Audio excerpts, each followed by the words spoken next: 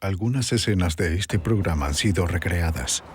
Vino a morir en un montículo de nieve a un lado de la carretera.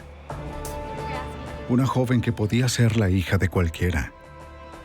Su recorrido la llevó a lugares que ninguna joven ha debido conocer jamás. Pero al final la llevó a casa, en una pequeña comunidad de Pensilvania en la que nunca había estado. Si solo hubiera sobrevivido, se habría dado cuenta de que había personas a quienes les importaba.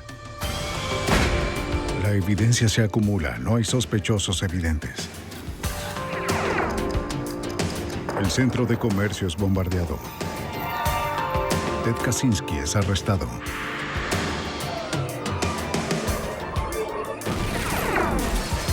Fugitivo a un prófugo.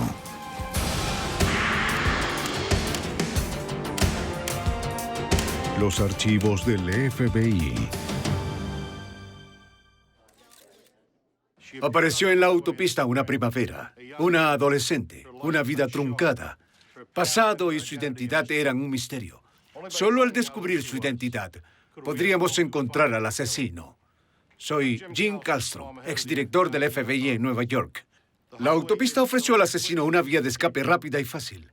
Pero el rastro que siguió el FBI para encontrarlo resultó complicado y largo. Esperábamos que no fuera un callejón sin salida. Un extraño en la ciudad. 24 de marzo de 1993, Bellefonte, Pensilvania. Una tormenta tardía mantuvo alejada a la primavera. De camino al trabajo, un conductor cruzó una carretera poco transitada con nieve a los lados. Pero algo a un costado de la vía llamó su atención.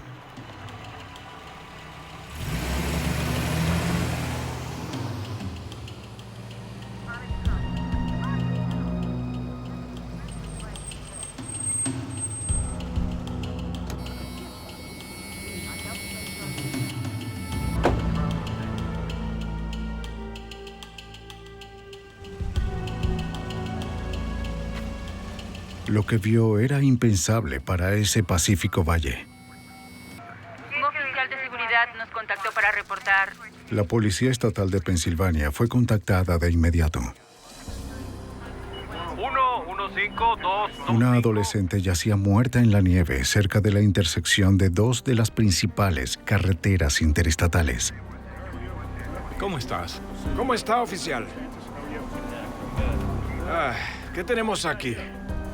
El forense del condado determinó que la joven había muerto antes de ser abandonada en el sitio. Vestía solo calcetines, ropa interior y un suéter.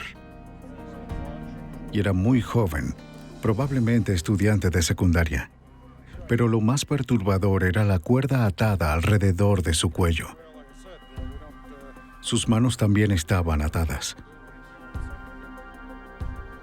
En el lugar se encontraba el fiscal de distrito Ray Ricard, horrorizado por lo que vio. Lo que más me conmovió fue que no solo asesinaron a la joven, sino que la hubieran tratado con tanto desprecio. La forma en que se encontró el cuerpo, abandonada sobre la nieve, sugería que había sido arrojada a un costado de la carretera como si no fuera más que un desperdicio. Y es algo que, en realidad, me enfurece al verlo.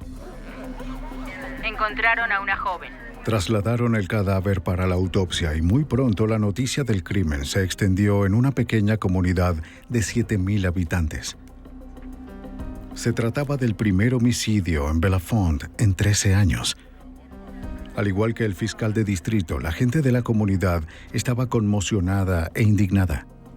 El agente especial del FBI, Randy Kochik, era uno de ellos, quien se sintió atraído al caso mucho antes de que el FBI lo investigara oficialmente. Toda esa área es conocida como Valle Feliz. Es un buen lugar para criar a los niños. Viví allí 12 años. Y un crimen como este no sucede. Que apareciera el cuerpo abandonado de una adolescente en la comunidad era algo atroz. Todos se sentían muy perturbados y peor aún, todos se preguntaban si el asesino vivía en la comunidad. Los detectives buscaron cualquier cosa que pudiera revelar la identidad de la joven, pero no encontraron el monedero ni ninguna otra pista. Recuerdo haberle comentado al detective Madden aquella mañana que sería muy afortunado si pudiera siquiera identificar a la joven o descubrir quién la había asesinado. El detective Madden de la Policía Estatal de Pensilvania fue dejado a cargo de la investigación. Había una leve depresión en la nieve de unos 15 centímetros, donde se suponía que habían dejado el cuerpo que indicaba que podía haber sido arrojada desde un camión o desde un auto al montículo de nieve. Madden concluyó que se trataba de un camión con una cabina bastante alta y las huellas cercanas de los neumáticos le dieron la razón.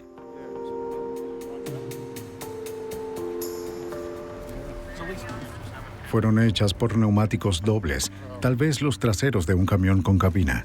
Un experto en evidencias hizo los moldes de yeso de las huellas para enviarlas al laboratorio de la Policía Estatal de Pensilvania.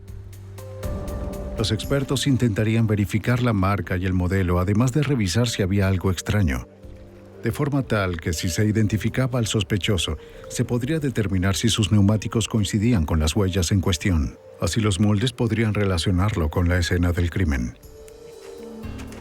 Los agentes de policía se desplegaron por la zona para encontrar posibles pistas. Buscaron en los predios cercanos y en la universidad local, la Penn State University, pero no encontraron nada. El cuerpo fue trasladado al hospital Lehigh en Bethlehem, Pensilvania, donde el médico forense Mahalakis llevó a cabo la autopsia en presencia del detective Madden. El doctor determinó que la causa de la muerte había sido por estrangulamiento. No presentaba ningún disparo o heridas punzantes. La temperatura del cuerpo mostró que la joven tenía menos de 12 horas muerta cuando se descubrió el cadáver. Al parecer había fallecido antes de que hubiera sido arrojada a un lado de la carretera, como había supuesto el forense en la escena. Exámenes posteriores indicaron que la joven había tenido sexo antes de morir. Si se trataba de una violación o de sexo consensuado, estaba por verse. No obstante, con base en la evidencia del momento, pensábamos que había sido violada. El doctor Mahalakis retiró la cuerda del cuello de la joven con sumo cuidado. Un momento, mire esto, doctor. Es un cabello Debajo negro, del nudo doctor. encontraron un solo cabello oscuro que no pertenecía a la joven rubia. ¿Pero sería del asesino? Se envió al laboratorio forense del FBI en Washington, D.C. junto con los nudos para ser analizados. El tipo de nudos era importante. Podía permitirle al FBI realizar un perfil del asesino. Pero la mejor pista se encontró en la palma de la mano izquierda de la joven. Parecía que tenía algo escrito en ella.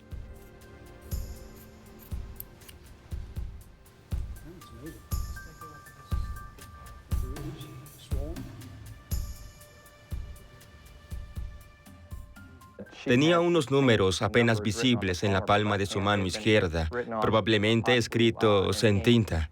Tal vez tenían cierto tiempo allí porque apenas eran legibles. Tanto Bill como yo pensamos que esta podría ser la pista que estábamos buscando y que al fin nos conduciría a su identidad. La escritura era indescifrable, aunque parecían números. Son apenas visibles. El agente Kojic sugirió que los expertos del laboratorio del FBI podían hacerlos legibles.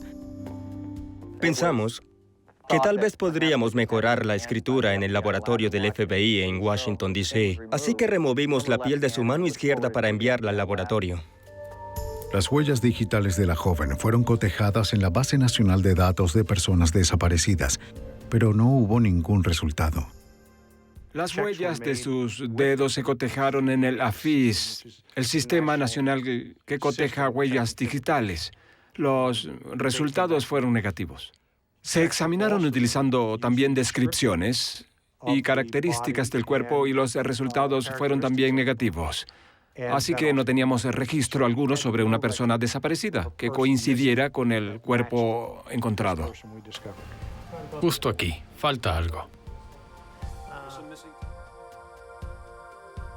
Luego, un odontólogo forense tomó las radiografías que podrían ser cruciales para identificar a la joven. Si las radiografías coincidían con algunas tomadas cuando la joven seguía con vida, se podría confirmar su identidad. Pero antes debía ser identificada visualmente por alguien que la hubiera conocido en vida, lo cual no iba a ser fácil luego de una autopsia total. Cerrar las incisiones faciales realizadas por la autopsia dental y disimular los golpes necesitó horas de trabajo minucioso. Para restaurar la apariencia que tenía mientras vivía, se requería la habilidad de un experto funerario calificado. Stephen Mondak era el indicado para el trabajo. Notamos que había pasado por experiencias muy fuertes. Tuvimos que maquillarla un poco, arreglarle su cabello y vestirla para hacer que se viera tan normal como fuera posible. Luego le tomamos fotografías para publicarlas en los periódicos. Las fotografías la mostraban mucho más natural que cuando fue encontrada. Pero Mondak le dio algo más que un rostro, le dio también un nombre. Cuando el forense la trajo, me dijo, aquí está la señorita Nadia. Le comenté que no me gustaba que la llamara así, de una forma tan impersonal. Y entonces, ¿cómo la vas a llamar?, me preguntó. La encontraron en el condado de Primavera, así que la podemos llamar Primavera. Y como la hallaron temprano, la podemos llamar Amanecer de Primavera. El esmerado trabajo de Mondak les ofreció a los investigadores lo que necesitaban. Mostraron las fotografías de la joven a docenas de camioneros en las paradas locales, restaurantes y gasolineras. Muchos dieron nombres de jóvenes que se parecían a la adolescente. Su rostro juvenil tocó una tecla sensible en las personas que la vieron. La cobertura de la noticia en los periódicos locales y los volantes también ayudaron. La cantidad de llamadas recibidas en la estación de policía fue abrumadora y tuvimos que analizar cada una para intentar determinar si se trataba de alguien de la comunidad. Pero ninguna de las pistas condujo a nada. Después, a finales de abril, casi un mes después del hallazgo del cadáver, el FBI llamó al detective Madden. Los análisis revelaron que la escritura en la palma de la mano izquierda de la joven era un número de teléfono con el código de área de Florida. Madden averiguó que ese número estaba desconectado y pensó que tal vez el código podía estar equivocado. No tenía lógica, no se ajustaba a este caso en particular. La joven no tenía ningún bronceado. Más bien lucía como si viniera de una zona invernal, similar a la nuestra. Pero seguíamos sin saber de dónde. Madden suponía que la adolescente era del oeste o el norte de Pensilvania, quizás a unas 12 horas de donde se encontró el cuerpo. También descubrió que no solo había un número telefónico, sino dos, en la palma de la mano de la joven. Marcaron todas las ciudades ubicadas en un radio de 12 horas de distancia que tuvieran los códigos telefónicos que ella había anotado. Madden y Kojic enviaron los números junto a una descripción de la joven y su fotografía a cada uno de los alguaciles y policías estatales de las ciudades mencionadas, esperando que la información proporcionara alguna pista. A medida que avanzaban, la gente de Belafont seguía cada avance del caso ofreciendo ayuda y apoyo. Había una genuina demostración de afecto e interés por la joven. Podría decirse que la comunidad de Belafont la adoptó póstumamente y aunque pudimos constatar en poco tiempo que no era una residente local, existía un sentimiento profundo de que era alguien que nos importaba. A medida que la primavera florecía en Belafont, la joven continuaba en el pensamiento de su gente. Su historia conmovió a todos, en especial a Madden y Kojic. Los dos colegas y amigos por mucho tiempo no podían dejar de pensar en la trágica muerte, intentando resolver el caso hasta con horas extras de trabajo. Sí, cuando fui asignado a este caso, mi hija tenía 17 años y el detective Madden tenía 2 hijas adolescentes. Creo que por eso tuvimos un gran interés personal, de hecho. Le dedicamos todas las horas posibles al punto de que con frecuencia Hablábamos del asunto por teléfono durante la noche desde nuestros respectivos hogares. Nunca antes la comunidad ofreció un apoyo tan contundente como cuando Stephen Monda comenzó a preparar el cuerpo para el funeral. Recibí llamadas de floristerías que querían donar flores, de los estilistas que querían peinar su cabello, otros donaron ropa y hasta los ministros de la iglesia querían ofrecer sus servicios. Recibí llamadas del cementerio, de la empresa de ataúdes. La tumba donde iba a ser enterrada estaba al pie de una hermosa montaña llena de flores silvestres y hasta una empresa quería donar la lápida. Fue sorprendente cómo la comunidad unió esfuerzos para su entierro. A más de un mes de haberse encontrado el cuerpo, llegó la hora del entierro. No solo la ciudad no podía más con la tragedia, sino que el cuerpo no podía conservarse por más tiempo. Sin embargo, Madden aún lo necesitaba. Lo último que queríamos como estación de policía era perder el cadáver. Es decir, no queríamos que fuera sepultado todavía sin haber podido identificar a la víctima.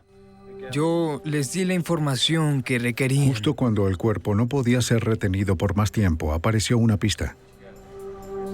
La oficina del alguacil en Maine recibió el kit informativo de Madden. Dime qué te parece.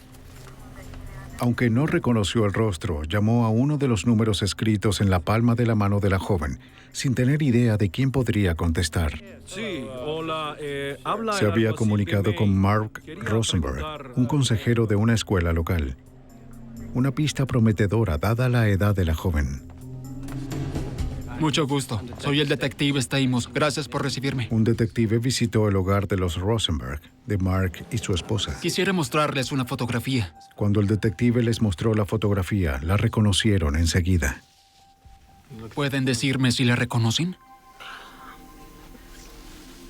Y cuando dijeron su nombre, resultó extrañamente conocido. Se llamaba Dawn Marie Beerbohm.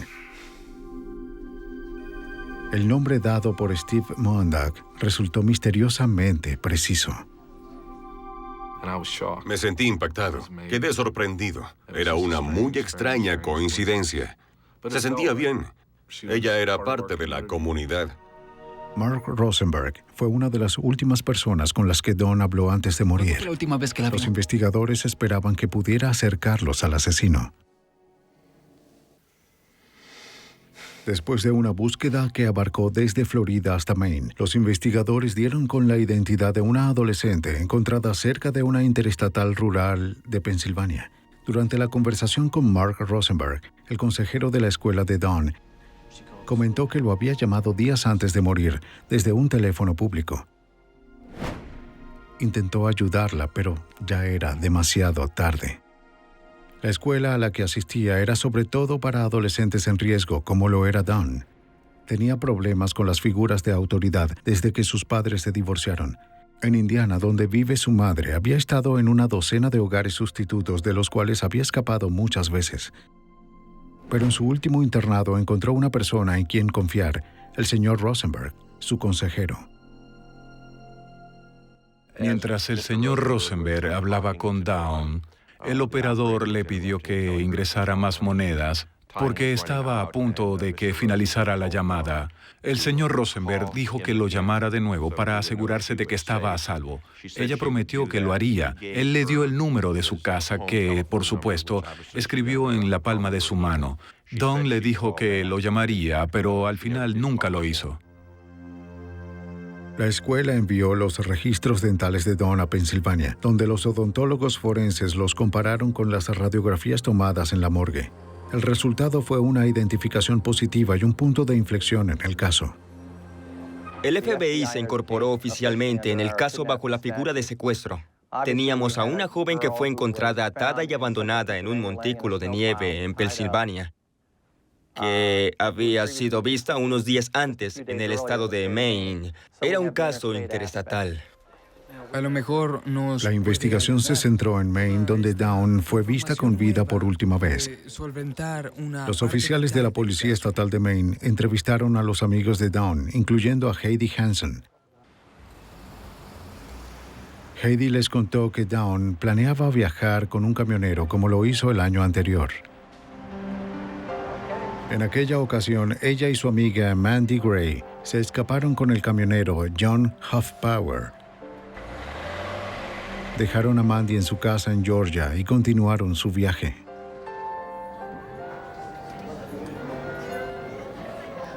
Lo que comenzó como un viaje se convirtió en una relación.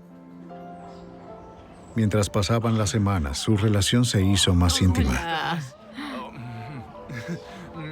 Qué bueno verte. Ella es la mujer de mi vida, Don. ¿Quién quería conocerte? Hoffpauer llevó a Dawn a casa de su abuela. Continuaron haciendo su itinerario. Nadie sabe con exactitud a dónde fueron o qué hicieron, pero Dawn hablaba con agrado de sus días con Hoffpauer. Disfrutaban de la mutua compañía y él la había tratado bien. Parecía uno de los pocos momentos felices en su problemática vida. Luego, casi un mes después de empezar el viaje, el camión fue detenido al azar por la policía en un control de tránsito. Un oficial le pidió a Dawn que descendiera y ella obedeció.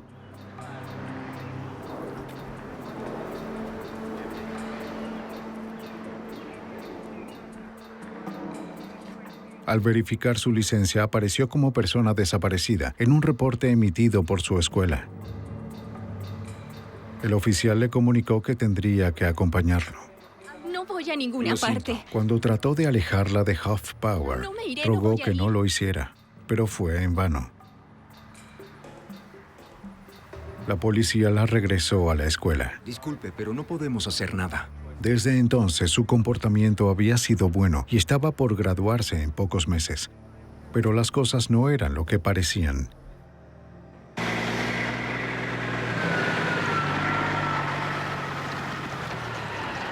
Aparentemente, Hoffpauer seguía enamorado de ella y es probable que ella también.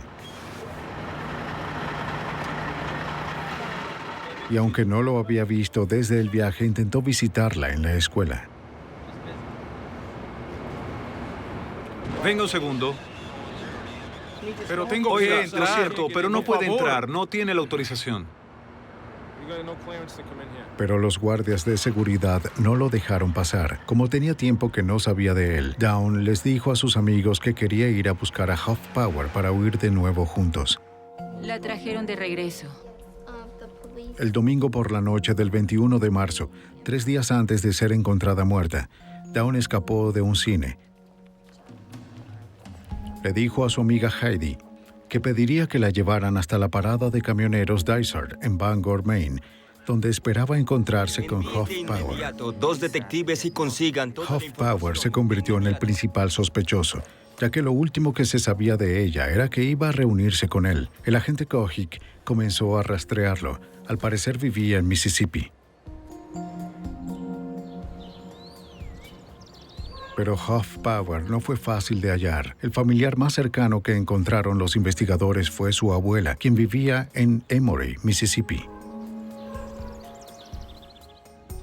Adelante, por favor, tomen asiento. Su abuela los invitó a pasar y les dijo que había criado a Hoffpauer como si fuera su propio hijo y que era su fiel devoto, y sin importar dónde estuviera, la llamaba casi todos los días. Incluso había traído a Dawn para que la conociera. Cuando los detectives le hablaron de su muerte violenta, quedó devastada. Entonces compartió con ellos su propia trágica noticia. En septiembre pasado, 6 meses antes del asesinato de Dawn, el nieto dejó de llamarla. También dejó de trabajar y cuidar a las mascotas. Desapareció dejando solo la billetera en casa. Su abuela creía que había muerto, aunque el cuerpo nunca fue hallado. Su auto fue encontrado acribillado a balazos, razón suficiente para pensar que se había metido en problemas con personajes peligrosos y había muerto de forma violenta. Los agentes descubrieron que el vehículo fue encontrado cerca de su hogar en Mississippi en septiembre de 1992, 7 meses antes de la muerte de Dawn. Por un extraño giro del destino, la desaparición de Hoffpauer condujo a la muerte de Dawn. Si él hubiera estado en la parada Dysart, Dawn todavía estaría viva. Su romance desafortunado terminó en una doble tragedia. Ahora, con Hoffpauir dado por muerto, la investigación para encontrar al asesino de Dawn casi volvía al punto de partida. La pista más prometedora de los investigadores no llevaba a ningún lado. De nuevo se encontraban sin sospechoso en un caso escalofriante, la muerte de una hermosa joven de 17 años, cuyo cuerpo había sido abandonado en una carretera rural de Pensilvania. Siguiendo el dato de la amiga de Dawn, el agente Kojic y el detective Madden se trasladan hasta la parada de camioneros Dysart en Bangor, Maine, el sitio al que Dawn se dirigía cuando desapareció. Agente Kojic del FBI. ¿Cómo está, señora? Soy el detective Madden. Le enseñaron la fotografía de Dawn a la cajera, quien recordó haberla visto hablando por teléfono semanas atrás. Estaba ahí. Lo sorprendente fue que aunque ya habían transcurrido 2 meses, los agentes descubrieron que las personas recordaban haber visto a la joven rubia, quien les preguntaba a los camioneros si la podían llevar. Muchos la recordaban pidiendo un aventón en esa parada.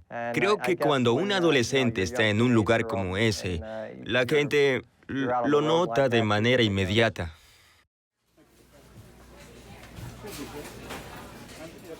Era obvio que Dawn había hecho sus últimas llamadas desde ahí.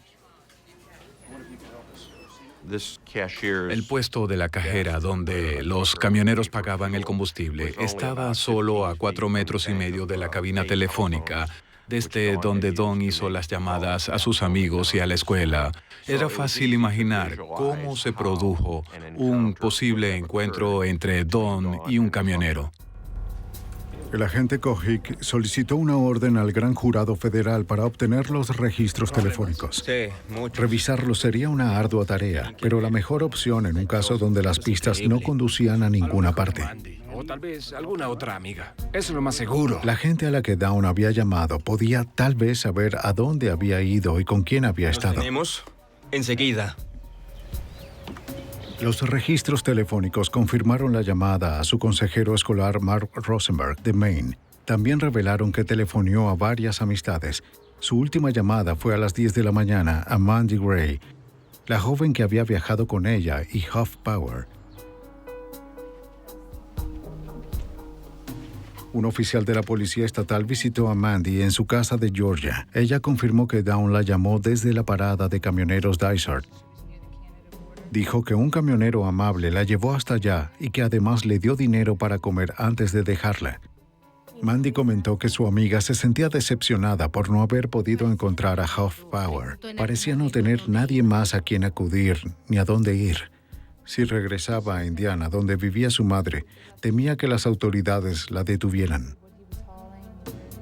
Con base en la conversación sostenida con la amiga de Georgia, el oficial Madden y yo concluimos que un camionero le había dado un aventón desde la parada Dysart y decidimos que lo mejor sería intentar identificar a los camioneros que se habían detenido en el lugar en esos días. Entonces conseguimos una orden del Gran Jurado Federal para obtener los recibos emitidos durante los 4 días cercanos a la última vez que Dawn estuvo allá. Mientras tanto, el oficial Madden obtenía los recibos de las 3 paradas de camioneros más cercanas al sitio donde fue encontrado el cuerpo de Dawn en Pensilvania. Tenía la esperanza de que la persona que llevó a Dawn también hubiera comprado combustible en 2 de los lugares. Era una posibilidad, pero poco probable. La distancia entre Bangor y Belafont es de más de 1.040 kilómetros y un camión grande puede viajar sin problemas 2.400 kilómetros o más con el tanque lleno. Sin duda se trataba de una tarea difícil. No obstante, Kojic y Madden emprendieron la minuciosa tarea de revisar miles de recibos de las gasolineras. Durante las siguientes 4 semanas reuní tanto los recibos de Maine como de Pensilvania y los agrupé en 2 listas diferentes. Luego de comparar la una con la otra, descubrí que solo un nombre coincidía entre miles y miles de nombres. El nombre era el de James Robert Cruz Jr., quien había comprado combustible en la mañana del 22 de marzo en la parada de camioneros Dysart, mientras Dawn hablaba por teléfono a solo 4,5 metros de distancia. 3 días después lo hizo de nuevo en Milesburg, Pensilvania, pocas horas antes de que el cuerpo de Dawn fuera encontrado cerca de ahí.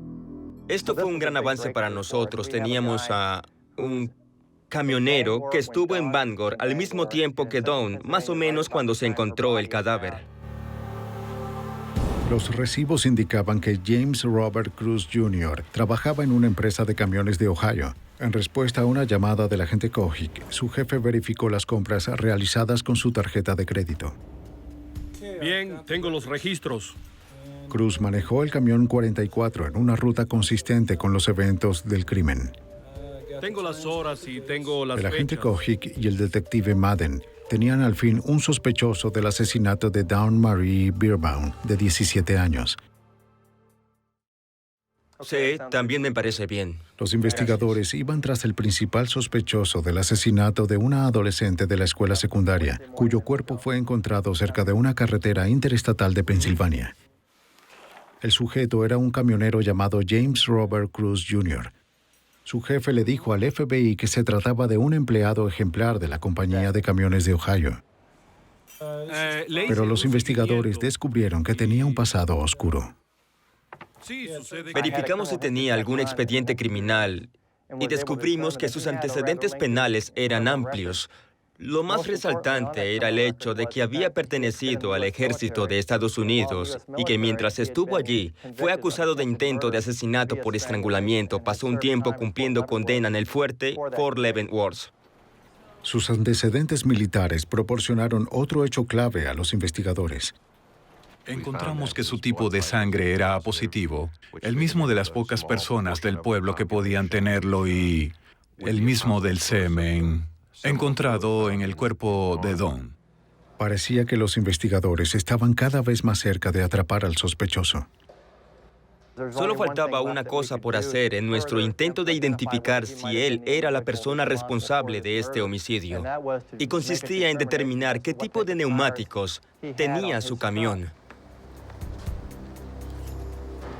A petición del agente Kojic, un agente del FBI de Ohio inspeccionó los neumáticos del camión 44 mientras Cruz se encontraba en la carretera conduciendo otro camión. Los neumáticos eran Michelin XD1 de perfil bajo, un modelo bastante inusual. En el laboratorio de la Policía Estatal de Pensilvania, un experto comparó este modelo con el molde hecho donde hallaron el cuerpo de Dawn. Verificó el molde con cada detalle en las fotografías y una guía referencial de neumáticos.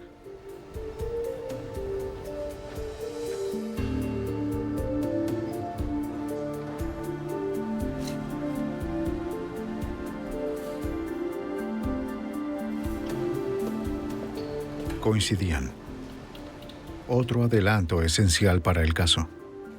Los neumáticos coincidieron, la sangre coincidió, además de los recibos de combustible. De acuerdo a la oficina del fiscal, esto era suficiente para emitir una orden de cateo que permitiera revisar el camión de Jean y tal vez tomar muestras de sangre y cabello para un análisis posterior de ADN.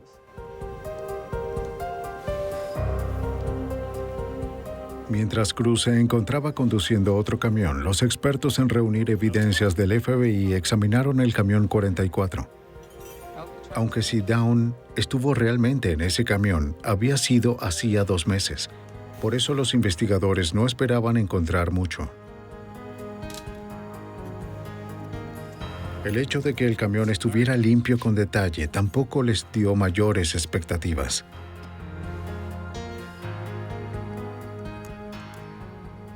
La búsqueda tomó casi el día entero y se hizo de forma exhaustiva. Revisamos tanto el camión como la cabina, además de hacer un registro de alrededor de 300 fotografías. Pero no se encontró nada.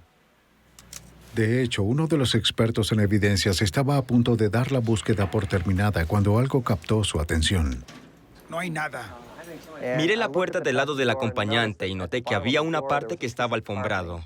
Al observarlo más de cerca, descubrí algo importante.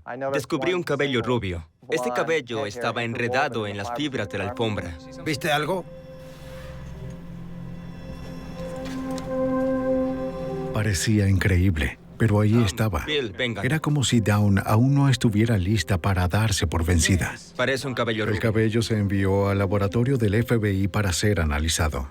Pensé que era demasiado como para ser cierto, pero podía ser el cabello de Dawn.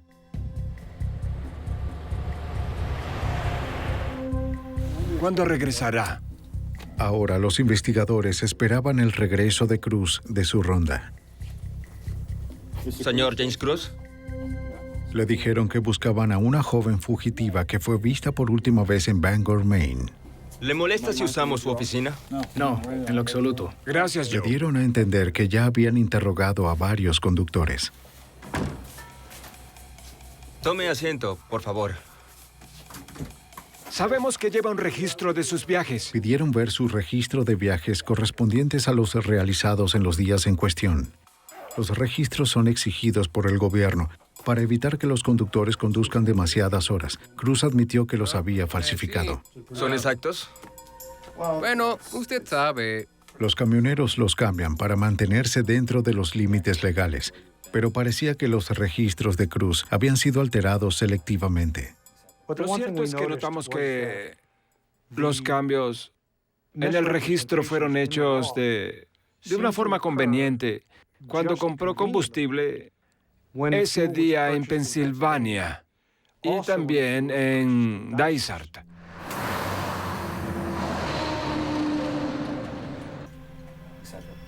En respuesta a las preguntas, Cruz describió muy calmado su recorrido, pero al preguntarle si había comprado gasolina en Bangor y Pensilvania, respondió que no había ninguna necesidad porque los 2.080 litros que carga el camión eran suficientes para el viaje.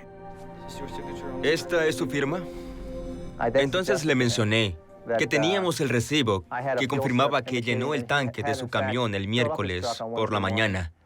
Hizo una pausa y luego dijo que ahora sí se acordaba de haberlo hecho porque se podían usar las duchas gratis en esa parada de Milesburg.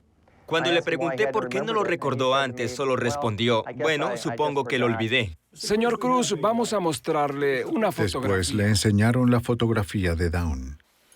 Le preguntamos si alguna vez había visto a la joven. De nuevo, seguro y calmado, respondió que jamás la había visto, que no la conocía y que nunca antes la había visto en su vida. ¿No la vio en Bangor? Le dijeron que tenían evidencia sólida que lo involucraba en el crimen. Las llamadas telefónicas de Dawn desde Bangor coincidían con su parada en el sitio. Sus neumáticos coincidían con los de la escena del crimen. Y por último, su tipo de sangre era el mismo que el encontrado en el cuerpo. Todo esto lo atribuyó muy tranquilo a la mera coincidencia. Realmente no entiendo. En ningún momento durante el interrogatorio sus gestos indicaron que estuviera nervioso con las preguntas. Y a medida que avanzaba la noche, creo que hasta el mismo Madden llegó a pensar que ya no era tan sospechoso. A pesar de que contábamos con toda esa evidencia circunstancial, se mostró demasiado tranquilo y cooperador. ¿Tiene algún problema? Cruz lucía amable, incluso cuando los investigadores le mostraron la orden para obtener una muestra de sangre y cabello. Más tarde, los expertos en perfiles del FBI explicaron que una respuesta tan calmada puede ser un signo de culpabilidad. El 6 de septiembre, los resultados de los análisis de sangre y del cabello dieron positivo. Las muestras de Cruz concordaban con el cabello y el ADN que el asesino había dejado en el cuerpo de Dawn. Con la evidencia en la mano, los agentes obtuvieron una orden federal de arresto de James Robert Cruz Jr. El FBI y la Policía Estatal de Pensilvania habían identificado al hombre que violó y asesinó a una adolescente. El 8 de septiembre de 1993, con una orden federal de arresto, el agente Kojic y el detective Madden detuvieron a James Robert Cruz cuando regresaba de un recorrido con su camión. A medida que llevaban a cabo el arresto, su actitud relajada se derrumbaba. Coloque sus manos sobre Una la de las cabeza. diferencias notorias entre el interrogatorio inicial del señor Cruz y su arresto fue el cambio en su comportamiento. No hice nada. Ya no era aquella persona calmada y segura de sí misma que conocimos en la primera entrevista. En contraste, El señor Cruz se comportó desagradable y molesto con el agente Kojic y conmigo. El arresto de Cruz fue la recompensa a la determinación de unos investigadores comprometidos con la captura del asesino, de una joven que podía ser la hija de cualquiera de ellos. A solo 6 meses antes, contaban con un cuerpo que yacía en la nieve de una carretera interestatal sin ninguna identificación. Fue acusado de asesinato en primero, segundo y tercer grado, violación, secuestro y el cargo federal de huida ilegal para evitar su captura. En realidad quisiera aprovechar estos minutos. Para Dawn, la pesadilla comenzó como una aventura. El domingo 21 de marzo dejó a su amiga Heidi en un cine cerca de su escuela en Poland Spring, Maine. Luego de despedirse, se dirigió a Bangor, donde esperaba encontrarse con John Hoffpower.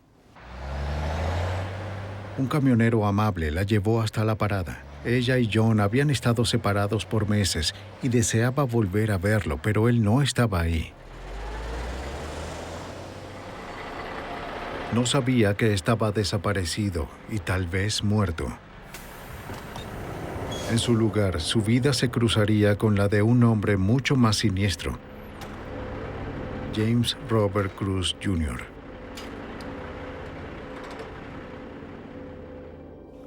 Sí, estoy bien. Estoy bien. El 22 de marzo, Dawn estuvo haciendo llamadas desde la parada de camioneros Dysart. Para que supieras que estoy a salvo. Llamó a sus amigos y les hizo saber dónde se encontraba y que estaba a salvo. Está bien. Puedes decirle a todos que me encuentro bien. También habló con su consejero escolar, Mark Rosenberg. Le comentó que había huido, pero que estaba bien y que lo llamaría esa misma noche. Aguarde un segundo, ¿sí?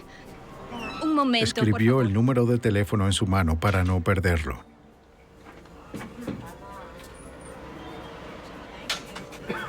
Mientras James Robert Cruz pagaba la gasolina, vio a Dawn en el teléfono a 4,5 metros de la caja registradora. Está bien. Estaré en contacto, ¿sí? Hasta luego. Cruz firmó el recibo de la tarjeta de crédito cargando la gasolina a nombre de su empleador en Ohio. Aquí tiene. Está bien. Hace frío, ¿verdad? Sí. Gracias. Adiós. Hasta luego.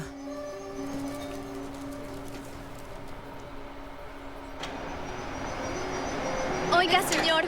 ¿A dónde va? Voy hacia el sur. ¿Podría llevarme a Georgia? Sí. ¿Puede llevarme? Claro, sube. Sí. A Dawn no le tomó mucho tiempo convencerlo de que la llevara. Ella y Cruz se dirigieron al sur.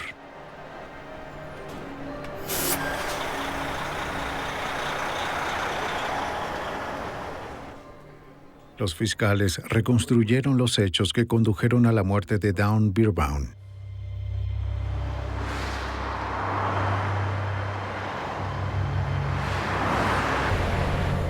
La joven no tenía idea del peligro que la esperaba, y las horas que pasó con James Robert Cruz Jr.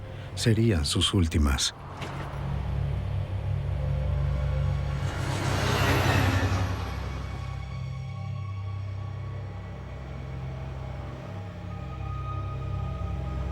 Mientras Dawn se preparaba para dormir, Cruz, todavía despierto, falsificó el registro de viajes.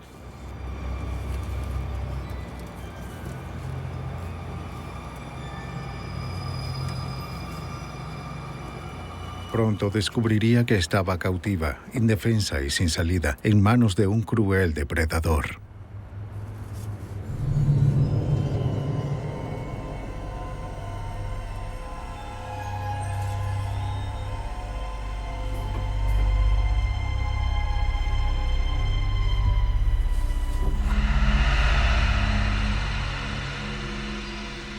El 23 de marzo, ya tarde, Cruz la violó y quizás la estranguló en el compartimiento para dormir de su camión.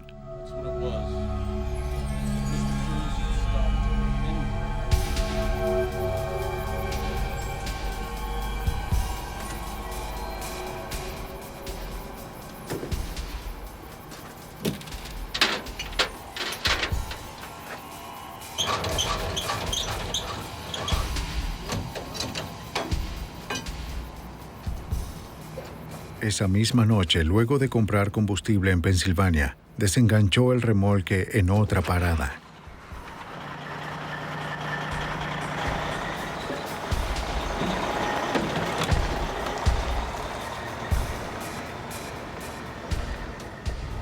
Luego condujo un rato buscando un sitio donde poder dejar el cuerpo de Dawn.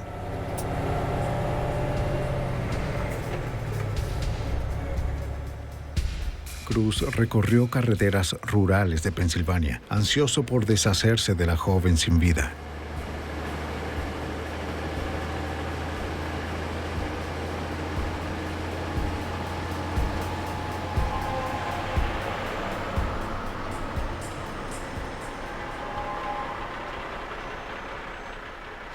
En las primeras horas del 24 de marzo se detuvo a un costado del camino.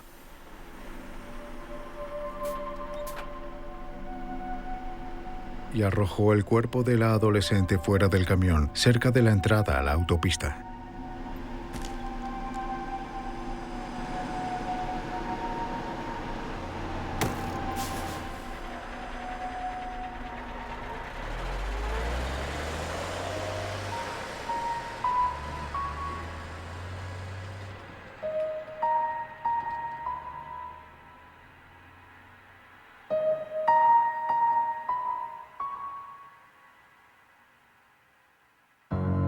Pero eligió no hacerlo. Cruz con certeza creyó que nunca lo atraparían. Y si no hubiera sido por unos investigadores dedicados, las avanzadas pruebas forenses y un poco de buena suerte, es posible que hubiera podido salirse con la suya.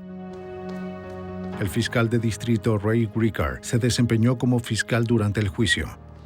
Un punto que quise enfatizar ante el jurado fue cuánto tiempo le tomó a Dawn morir en manos de James Cruz. El testimonio del patólogo señaló que desde el momento en que anudó la cuerda alrededor de su cuello transcurrieron 4 minutos hasta su muerte. El enfoque de Ricard resultó efectivo. El 14 de junio, luego de 14 horas de deliberación, el jurado encontró culpable de asesinato en primer grado a James Robert Cruz Jr. El juez lo sentenció de inmediato a cadena perpetua sin posibilidad de libertad condicional. Está cumpliendo su condena en la prisión de máxima seguridad del condado de Greene, en el oeste de Pensilvania. Creo que el legado de esta investigación es el hecho de que, al comienzo, lo único que teníamos era una joven abandonada en un montículo de nieve, que murió como nadie debe morir, sin identificación durante casi todo el caso.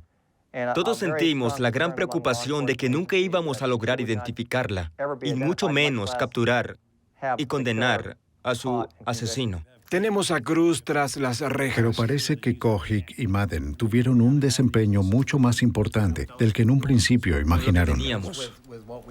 A la hora del arresto, los medios se interesaron mucho por Jim Cruz, porque en Ohio, donde vivía, habían sucedido una serie de asesinatos de adolescentes unos 2 años antes. Todas fueron atadas y abandonadas a un lado de la carretera. Nuestra base de datos indicó que durante los últimos 10 años, alrededor de 600 jóvenes habían sido abandonadas en la vía luego de una muerte sospechosa. No pudimos concluir que el señor Cruz estuvo involucrado en ninguno de estos homicidios. Lo que sí sabemos es que luego del arresto del señor Cruz, los asesinatos de los que estamos hablando en el estado de Ohio cesaron. Finalmente, Dawn Beerbaum descansó en paz. La gente amable de Bellefonte siempre la recordará, así como al asesino que le quitó la vida y que cambió la de ellos para siempre.